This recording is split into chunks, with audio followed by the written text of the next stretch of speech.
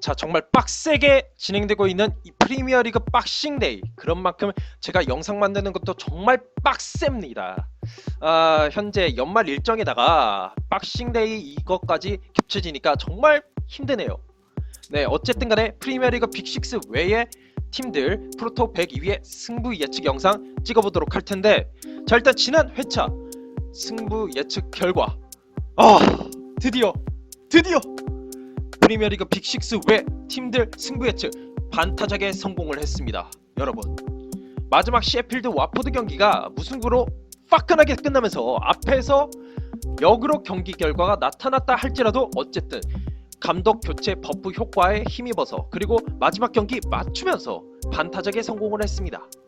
야, 정말 이렇게만 나와준다면 정말 계속해서 프리미어리그 올 시즌 끝날 때까지 중하위권 이 승부 예측도 진행할 수 있을 것 같은데, 이번 회차가 정말 중요합니다, 저한테. 근데 이번에 연말 일정, 여러분들 다 회식 일정 아니라면 뭐 가족들이랑 시간 보내고 그렇게 해야 되잖아요. 여자친구랑 보내거나 남자친구랑 보내거나. 저도 마찬가지입니다. 연말 일정, 회식, 빌어먹을 회식. 정말 술 냄새가 벌써부터 제 콧구멍을 타서 목구멍으로 들어가고 있는 그런 느낌이에요. 벌써부터 취할 것 같아요. 아무튼 이 연말 일정에 박싱데이 일정도 꽤 빡세다 보니까 정보가 그렇게 좀 약간은 좀 서투를 수도 있다는 거, 그렇기 때문에 제가 하나하나 그래도 좀 맞춰놓은 이 정보에 초점을 맞춰서 좀 보셨으면 좋겠습니다. 이번에는 경기 결과에만 너무 보지 마시고 정보에 초점을 맞춰서 여러분들의 픽을 가져가시는 것을 좀 권장해드리는 바예요. 자, 일단은 현재 브라이튼 대 본머스 경기부터. 브라이튼이 이 무이 선수라든지 스켈로트 선수, 이 선수들의 한방의 킥 아니라면 뭐 측면에서의 활약, 거기다가 수비수들이 세트피스를 통해서 득점에 성공하는 경우, 번 선수라든지 아니면 지난 경기에서 득점했던 선수, 그 선수의 제공권을 활용해가지고 좀 이번에도 좀 승리를 노려볼 가능성 있을 것 같다는 생각이 들기는 하네요.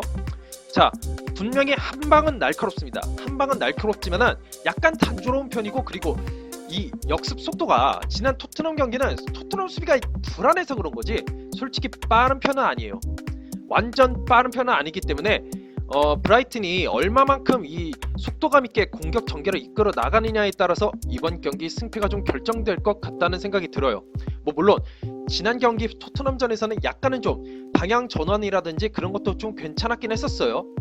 자, 본머스의 경우에는 해리 윌슨과 스티브 쿡이 복귀를 했습니다. 공격과 수비 부상자가 복귀를 했기 때문에 공격과 수비에서 좀 보완이 될 수 있다, 그런 것을 좀 참고로 하시면 될 것 같고. 자, 그리고 조슈아 킹 선수가 최근 들어서 복귀해서 계속 선발 출전을 하고 있습니다. 하지만 이 선수가 좋았을 때의 그 스피드라든지 슈팅 정확도가 아직까지는 좀 100%가 아니라는 생각이 듭니다. 이 선수가 어쨌든 본머스의 공격력에 있어서는 정말 에이스급 역할을 해주는 선수이기 때문에 이 선수의 부활 여부가 좀 중요할 것 같다는 생각이 들어요. 자, 이런 상황에서 본머스와 브라이튼 조금씩 나아지고 있는 이 두 팀의 대결 좀 관심이 가긴 하는데, 본머스의 승리를 일단 예측을 해볼 거예요. 본머스의 승리를 예측해보되 핸디캡 브라이튼 패, 그러니까 무승부와 본머스의 승리 두 가지를 잡는 그 픽을 해보는 것도 나쁘진 않을 것 같다는 생각이 듭니다. 자, 다음으로 이제 뉴캐슬 대 에버튼 경기. 자, 뉴캐슬이 어쨌든 홈에서는 정말 좋은 모습을 보여주고 있잖아요. 홈에서 1패밖에 없고 9경기 7실점, 실점도 낮은 수준이에요. 하지만 지난 경기 맨체스터 유나이티드 경기에서 강한 압박의 실수를 보이는 모습을 많이 보여줬었고, 그렇기 때문에 대량 실점을 허용을 했었다. 그렇기 때문에 이번 경기에서 과연 이 수비가 얼마만큼 안정세를 찾느냐, 그게 좀 변수가 될 것 같다는 생각이 들어요. 자, 하지만 지난 경기에서 미리 좀 많이 뒤쳐져 있다 보니까 셸비 선수와 헤이든 선수를 출전을 시키지 않았습니다. 자, 여기에 캐롤 선수도 출전시키지 않았기 때문에 체력적인 면에서 주전 선수 일부를 어느 정도 좀 배려를 했다, 좀 충전을 시켜놨다, 비축을 시켜놨기 때문에 이번 경기 약간은 좀 희망적인 면도 없지 않아 있습니다. 자, 에버튼의 경우에는 안첼로티 감독이 어쨌든 데뷔전에서 승리를 거뒀습니다. 그렇기 때문에 그 감독 대행 때부터 이어져 왔었던 그 좋은 분위기를 어쨌든 계속 이어가고 있기는 한데, 제 개인적으로는 아직까지도 에버튼이 골 결정력 면에서는 좀 문제점이 있다. 솔직히 지난 경기에서 골문 앞에서도 바로 그 득점을 놓치는가 하면은 홈런이나 아니면 안타를 치는 경우도 좀 많다 보니까 아직 설정력이 좀 취약하다는 생각이 듭니다. 자, 그리고 미나나 델프 선수, 이 수비와 미드필드진을 책임져줬던 이 선수들이 복귀해서 한 몫을 해주고 있기 때문에 안첼로티 감독의 전술이 어느 정도로 잘 효과적으로 발휘하느냐, 그리고 골 결정력에 따라서 에버튼의 승패가 좀 좌우될 것 같다는 생각이 들기는 합니다. 자, 이런 상황에서 최근 뉴캐슬이 홈에서 2승 3패로 에버튼을 상대로 약간은 열세이긴 해요. 약간이긴 한데 저는 개인적으로 이번 경기 뉴캐슬의 승리를 한번 점쳐볼게요. 그러니까 지난번 경기에서 만큼 에버튼이 좀 전방 압박을 빡세게 들어갈 수 있을까? 그것에 대해서는 좀 의문이라는 생각이 들어요. 안첼로티 감독의 커리어가 있다 보니까 이 부분을 좀 염두를 해두겠으나 에버튼의 현재 상황을 봤었을 때 그 정도까지의 활동량은 나올 것 같지 않다. 그렇기 때문에 뉴캐슬이 홈 이점을 살려서 승리를 거둘 것이다에 저는 한 표를 던져봅니다. 자, 다음으로 이제 사우스햄프턴 대 크리스탈 팰리스인데, 사우스햄프턴은 12월 성적 정말 좋습니다. 4승 2패, 득점 시 멀티 득점에 성공을 하면서 강등권 순위에서 지금 중위권으로 좀 순위가 상승을 한 상황이에요. 자, 그리고 첼시전에서 특히나 빠른 패스를 이용한 공격 전개가 돋보였었고 그걸로 효과를 봤었다. 그리고 데니 잉스 선수가 지난 경기 교체 출전을 했었다. 이 선수가 교체 출전해서 득점을 성공시키진 못했으나 사우스햄프턴 선수들 중에서 가장 득점력이 좋은 선수, 그리고 이 선수가 교체 출전으로 체력적인 여유가 있기 때문에 아마 사우스햄프턴이 홈 경기에서 나름대로 효과를 발휘할 거라는 생각이 들긴 듭니다. 하지만 크리스탈 팰리스도 만만치가 않습니다. 12월달 성적이 3승 2무 1패, 6게임에서 3실점. 자, 사우스햄프턴이 득점력을 앞세워서 상승세를 이끌어 나갔다면 크리스탈 팰리스는 실점 기록을 최소화시키면서 이 수비력 바탕으로 상승세를 이끌어 나가고 있다. 자, 그리고 자아 선수와 아예우 선수의 개인 기량, 특히나 지난 라운드에서 아예우 선수의 개인기를 통한 득점 판타스틱이었습니다. 정말 그 19라운드 베스트골로 선정될 수 있을 정도의 득점이니까 크리스탈 팰리스 영어로 쳐서 홈페이지 들어가서 한번 보시기 바랍니다. 짱이에요. 그리고 밀리보이비치의 킥감각까지. 자, 그리고 크리스탈 팰리스가 최근 사우스햄프턴 원정 경기에서 2경기 1승 1무의 성적, 물론 그 전 3경기에서 3연패를 기록했던 적이 있지만 최근 어쨌든 가장 최근의 기록에서는 좀 나름대로 앞서고 있다. 그렇기 때문에 이번 경기도 혹시? 라는 생각을 살짝은 가져볼 수 있을 것 같기는 하네요. 자, 이번 경기 전 개인적으로 중위권 팀들끼리의 창과 방패의 대결, 이 대결이 어떻게 될까? 저는 개인적으로 사우스햄프턴 이 창에 한 표를 던지겠습니다. 데니 잉스 선수의 그 체력적인 비축, 요것이 좀 더 효과를 볼 수 있을 거라는 생각이 들고, 사우스햄프턴의 수비도 나쁘지가 않았더라고요, 지난 경기를 보니까. 그렇기 때문에 저는 이번에 사우스햄프턴이 홈에서 승리를 거둘 것이다에 좀 더 무게를 실어볼까 합니다. 자, 다음으로 이제 와포드 대 아스톤빌라. 와포드의 경우에는 지금 감독 교체 후 공격과 수비가 확실히 보완이 된 느낌이 있습니다. 수비적인 면에서도 공격적인 면에서도 약간의 적극성 혹은 좀 세밀함이나 좀 단단해진 모습을 좀 볼 수 있었긴 했어요. 그리고 데울로페우 선수의 폼도 확실히 살아났다. 그리고 득점에 성공을 했다.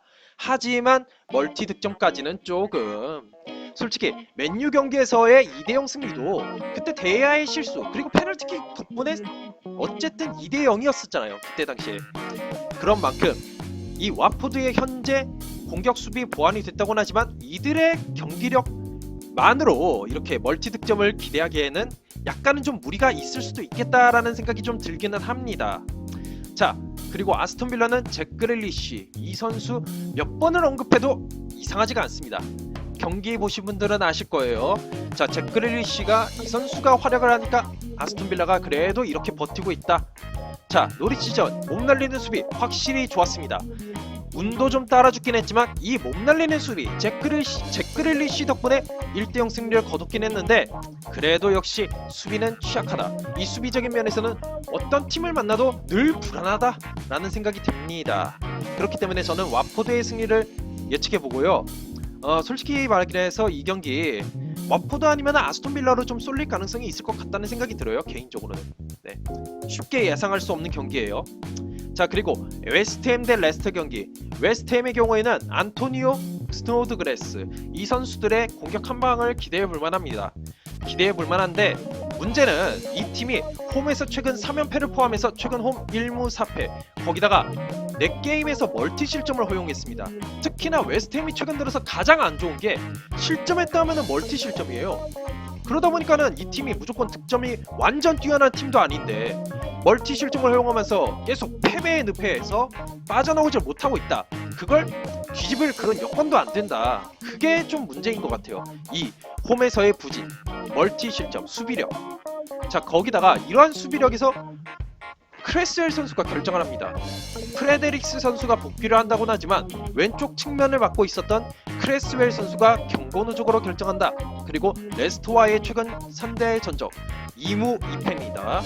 자, 그리고 레스터의 경우에는 이러한 측면 수비의 결장, 이것을 좀 활용할 필요가 있겠죠. 빠른 공격을 앞세워서 한 방의 역습을 통해서 이렇게 공략해볼 만한 상황은 충분히 될 거라는 생각이 들긴 드는데, 레스터가 빅6를 연이어 만나면서 2연패를 거뒀었고 그 경기에서 1득점 7실점, 거기다가 리그컵 경기까지 소화하고 박싱데이 일정까지 접어들면서 좀 체력적인 부담, 선수들의 폼도 좀 떨어지는 듯한 느낌이 듭니다. 거기다가 최근 바디 선수가 고립이 되었을 때 이 바디 선수의 득점력을 뒷받침해줄 만한 그런 선수가 좀 나타나질 않고 있다.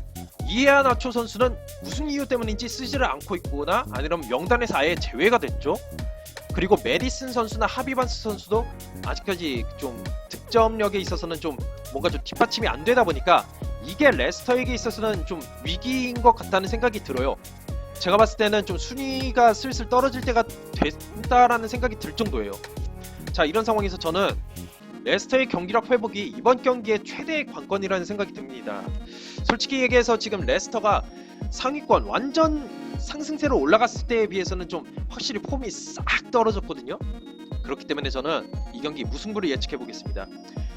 웨스트햄의 승리로 가기에는 웨스트햄의 그 리스크가 있기 때문에 저는 이번 경기 무승부로 한번 가보려고 합니다.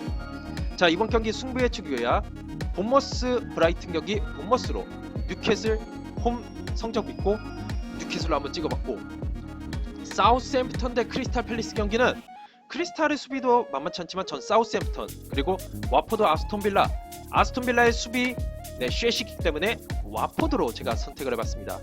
웨스트햄 레스터가 좀 가장 갈릴 것 같은 경기인데 레스터를 대부분 예상하였지만 저는 일단 무승부를 찍어봤습니다. 그리고 아스날 첼시 경기는 제가 프리뷰 영상을 미리 올려놨으니까 그걸 참고하시면 될 것 같고, 그리고 빅6 승부 예측은 토요일날 제가 이 영상 녹화를 하는 대로 바로 올리도록 하겠습니다. 자, 이상으로 영상을 마치도록 하겠고, 제가 연말 일정도 있고 하고 하다 보니까는 약간은 좀 힘에 부쳐서 좀 전달이 잘 안 될 수도 있다는 점 양해해 주시기 바라겠습니다. 제 영상이 마음에 드시는 분들 구독과 좋아요를 눌러주시길 바라겠습니다. 감사합니다.